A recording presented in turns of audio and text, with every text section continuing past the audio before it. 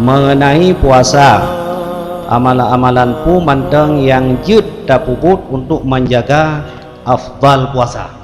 Salah satu cara untuk menjaga puasa nak GA kelas tingkatan kepada VIP puno, tingkat kedua, jaga seluruh anggota baik di pubut, harum dan makruh. Untuk tak kunci lidah, umpamanya baca Quran, baca tilawat, berzikir. Untuk tak kunci mata, tak kunci punyung, jak bak doktor macam alat dengan tulok lampunyung.